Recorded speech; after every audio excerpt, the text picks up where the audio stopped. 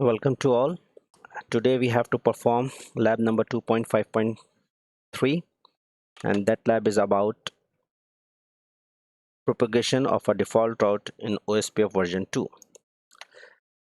We have a simple topology and a standard topology for this module. Router 1 connected with two routers through wide area network, means serial interfaces.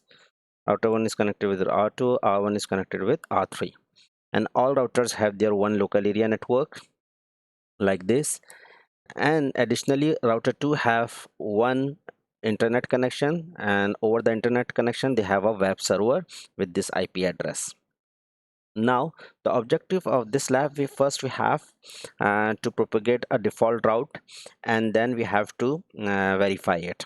Okay, now first we have to check connectivities, whether the connectivity is established from all the LAN PCs to the web server.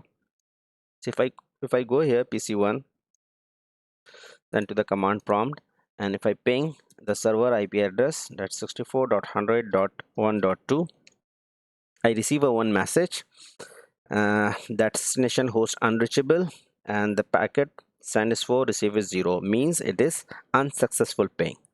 And from which device they get this message? The IP address of that device is 172.16.1.1. So now if you see 1.1 is the router 1 interface IP, so it means my packet reach here first, it will reach here, but after that it will not find any way to reach this server. What is the issue here? So first we check the part 1, propagation of a default route. Step 1, test the connectivity. We already did it. Were any of the ping is successful? No. Also we can check for the PC2 whether it is successful or not. I hope it will not work as per the understanding. 64.100.1.2, same message, destination host unreachable with 2.1 IP. So it's also not work, it is unsuccessful. Then what message did you receive? And we received the message that the destination host unreachable. Now they said examine the routing table for the router 1, router 2 and router 3, and what statement is present in the routing table that indicates that the ping to the web server will fail. It's very obvious. If we go with the router 1 and we check the routing table, enable config t show exit, so no need, show IP route. So now if you see the routing table, we have a OSPF learn networks are here, that is our remote networks, and C4 means directly connected networks, that is their own networks. But web server network address is not available here, like 64.100.1.2 network is not there. So definitely this router didn't know how to reach this server. So this is the problem. Now in the internet there is a lot of networks are there. So how we configure a default static route on router 1 and router 3, because R1, R2 and R3 already they are in communication with the help of a OSPF routing protocol. First, what we have to do, we have to configure a default static route to the router 2 to reach to the web server. So what I do here, first we check their message, what the message in the routing table. The message is, if you notice here, gateway of last resort is not set. So it means this router only known about this networks which they have with O and C. Other than this network, when a router received the packet and no default route is there, what they did, they just drop the packets. So first we have to add one default static route here on router 2, and the command is very simple, config t IP route. Default means 0.0.0.0 network, and subnet mask 0.0.0.0, and the exit interface. So the exit interface here is serial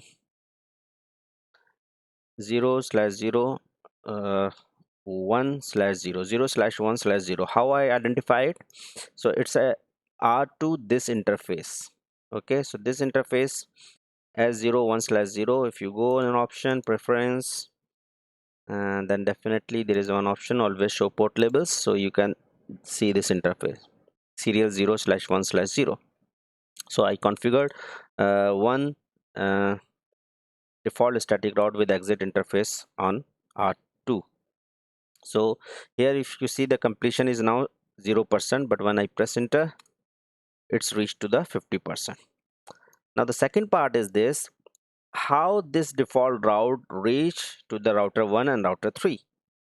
Is there any method? Yes, already we know about it. Router 2 and router 1 talk to each other with the help of a OSPF routing protocol. So what we did, we go under the OSPF process, router OSPF. I think it's they are using the number 1, OSPF 1. Okay, and under this process you have to run the command default information originate. So what the purpose of this command? This command will help that whatever the default route configure on router 2, it will forward this default information under the OSPF routing protocol to other routers like router 1 and router 3. So once I press enter, and you notice here the completion lab is 100%. The lab is completed, you can execute the command, but verification we required. So first we check what are the changes you see in our routing table. So if I run for the router 1 show IP route, so you notice here one route is add here with O for OSPF, E2 means external route, dot means it's a default, and this is 0/0. This is administrative distance of OSPF protocol 110. This is the metric value. Through this network IP address they can learn this, reach this network. Okay, and if you notice here, now the gateway of last resort is 17.16.3.2 for default network, and 17.16.3.2 for the router 2 IP 3.2 is the router IP. Means for this network they will forward the packet to the router 2, and also on router 2 we have a default route of 002 to reach this web server. We can verify on a router 2 also, show IP route. So now if you notice here one default route is added here, which we add simply, and also they have a gateway of last resort is configured. Now if you are trying to ping from PC1 to the web server, you will get the reply.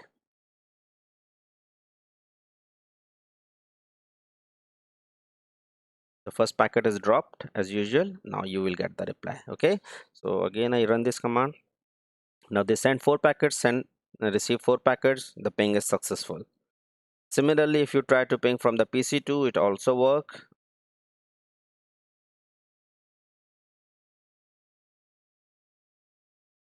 Okay, so now our topology is a converged topology, and this is how the default static route is propagated under the OSPF process. Hope you understand this lab. Thank you so much.